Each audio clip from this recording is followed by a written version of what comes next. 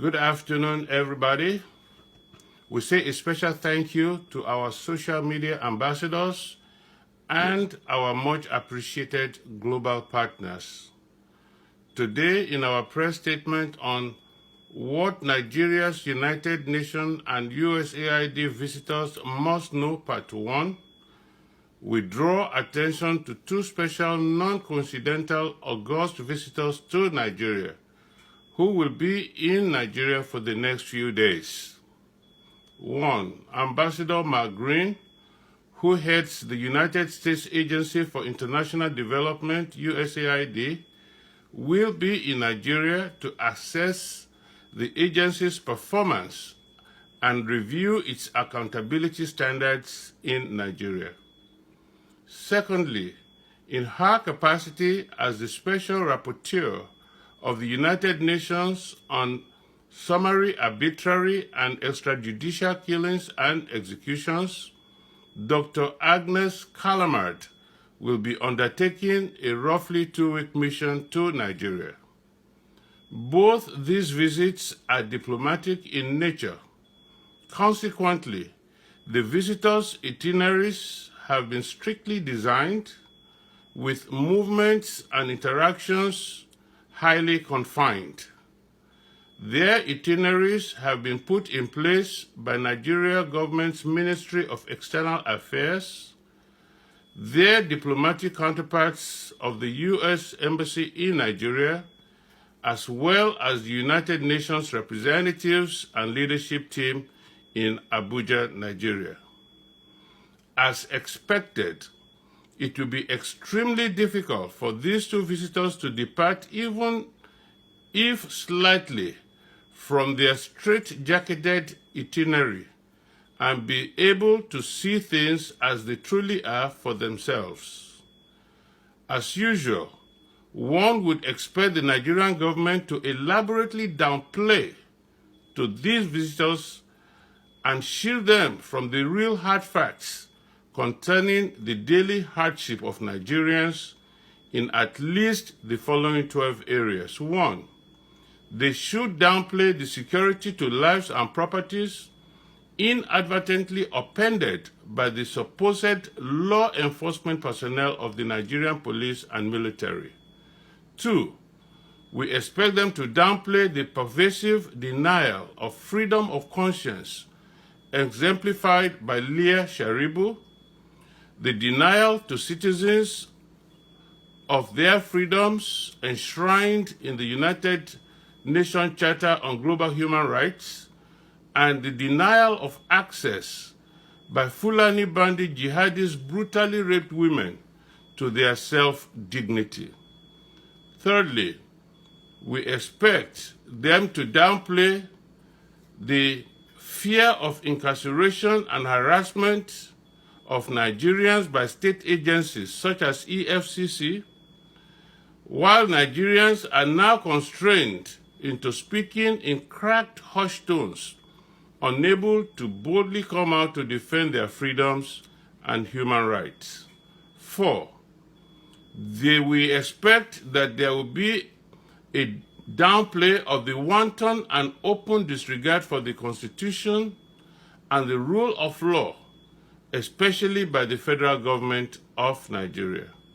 5. We expect them to downplay the rapidly dissipating agriculture and industrially based economy, which has now led to unprecedented widespread poverty, penury, and hunger in the land.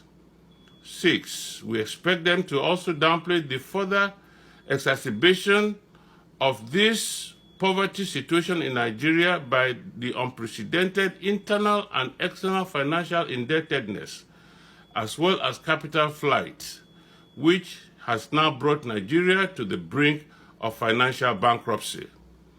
7. We expect the federal government to downplay the decay of all social and physical infrastructures and amenities in education, medical health industry, as well as in transportation and electricity.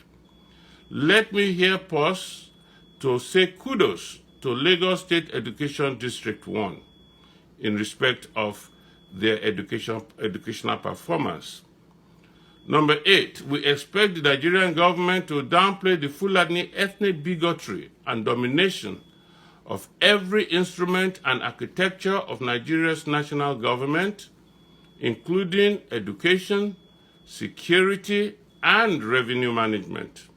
9, we expect the federal government to downplay the federal government-assisted indigenous people's Fulani forced land grab, also known as Ruga, the Rivers and Waters Resource Bill, as well as other indigenous people's natural resource confiscation by the federal government. We expect the federal government to downplay Fulani genocide and ethnic cleansing of Nigeria's indigenous ethnicities. 11, we expect the federal government to downplay Nigeria's rapid descent into public institutional fascism and anarchy. And lastly, 12, we expect the federal government to downplay Nigeria's religious institutions, especially of Christianity and Islam, in becoming at least complicit and at best participatory in the moral decadence that is fueling Nigeria's leadership perversions and consequently Nigeria's abysmal socio-economic downturn. Nigerians must remind the USAID that the USAID contributed significantly to financing the 2019 elections technology, including the procurement of the INEC server, which INEC is now denying exists. USAID must ask tough questions concerning their grant money to Nigeria and how it was used during the 2019 elections.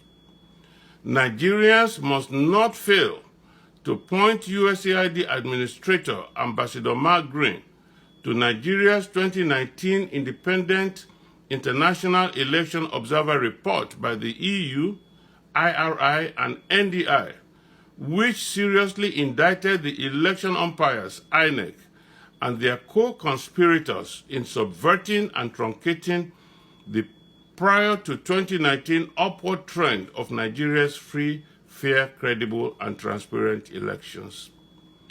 The USAID must seek accountability on how its grants to Nigeria is reaching the supposed beneficiaries of internally displaced persons, IDP, in the IDP camps. Specifically, the USAID must pursue justice in the grass cutter indictment of some Nigerian politicians, as well as those who might have been associated with the mismanagement of US taxpayers' USAID money advanced to Nigeria through the agency. The United Nations must seriously pursue investigations into the secretive midnight mass burial of about 1,000 soldiers, mostly of southern ethnicities, that were buried in Maiduguri. Some of these dead soldiers were believed to be the direct victims of Boko Haram terrorism, while others were believed to have been extrajudicially assassinated because they refused to engage in combat operations against Boko Haram on grounds of being saddled with poor and inferior military hardware. Additionally, the reluctant mutiny soldiers pointed to high-level collusion with Boko Haram by their leadership in sabotaging Nigeria's counter-terrorism efforts. The United Nations and the US must know about the extrajudicial killings of unarmed Igbos under the brutal military operation captioned Operation Python Dance. Also, the United Nations and the US must know about the extrajudicial killings of the Ijaws and other minority ethnicities of the oil-rich Niger Delta region by the ruthless military operation captioned Crocodile Tears.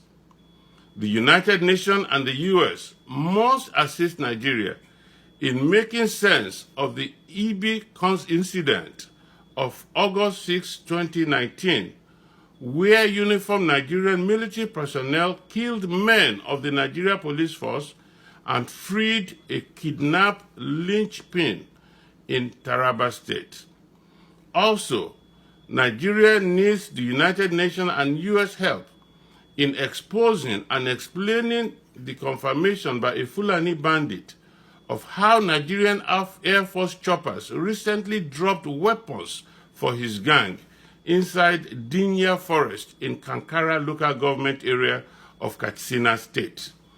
Nigerians must alert the United Nations and the US visitors and request their assistance in uncovering President Muhammadu Buhari's highly probable serious cognitive mental health debilitation that has reduced him to a figurine head of state, now surrogated for by his chief of staff, Abba Kyari.